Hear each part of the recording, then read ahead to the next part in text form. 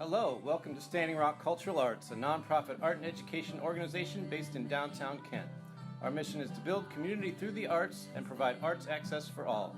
We do that by providing art and education opportunities for children and the public to explore the arts. As we enter this age of social distancing, we've decided we must find new ways to show our exhibitions to the public. So we're starting a virtual tour. Today's tour is of the Robert E. Wood art. Robert E. Wood lived in Kent throughout his adult life. Born July 20th, 1943, growing up in Stuthers near Youngstown, Robert was a state champion wrestler in high school. His family dreamed of him going to college for medicine or law, but Robert wanted to be an artist. His dream was to attend the Pittsburgh Institute of Art, but sadly the dream did not come to fruition, and so he moved to Kent. In his 20s, Robert worked perhaps his only gig of actual employment as a rock breaker during the Work Incentive Program, which was part of the Welfare Amendment of 1967. It was reported that he was given this position, sledgehammer included, because it was assumed that he was not likely to make it through the shift. A short while later, Robert was looking for a new task, as he had quickly turned a large pile of rocks into gravel to the amazement of his supervisor. Robert went on to receive his master's degree from Kent State University, attended the Grapevine Church followed by the Unitarian Universalist Church of Kent, developed his craft and became well known in the city and abroad for his talents with the brush, pen, crayon, marker, pencil, charcoal, watercolors, and other mediums. Not only was Robert a prolific artist, but he also had a philosophical view of the world based in a theory of corruption in all aspects of society.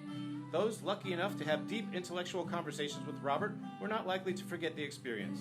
His theories on corruption led Robert to use borrowed Xerox machines and computers to create some of the first ever digital artwork, usually in very large scale. Many people tell stories of meeting Robert when they offered him rides between the first color Xerox machine at the University of Akron in Kent, or when he would spend nights at Kinko's running off large format copies, or found him sneaking into computer labs on campus and printing out the distorted images that were the result of his removing the 6-inch floppy disk mid-process. Robert documented in drawings and painting the majority of the grand musical experience that passed through Kent. During the 1980s, when the punk rock movement swept through town, Robert was there to put it on paper.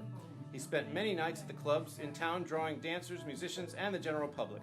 He was a regular on the sidewalks of town, sketching out the passers-by, while very few gave him much notice. One would think Robert may have had a lonely life, but he was said to have had many friends, potentially a romance or two, and never missed an art opening, especially if there was a buffet included.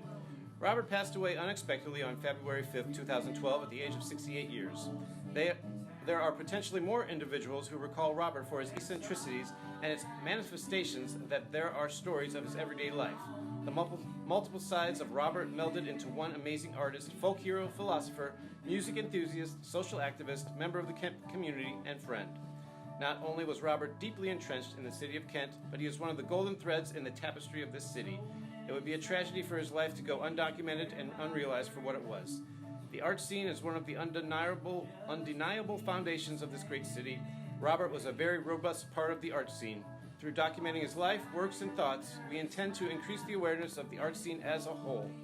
The Robert E. Wood Legacy Committee was formed in 2016 to commemorate the uniqueness which was Robert E. Wood.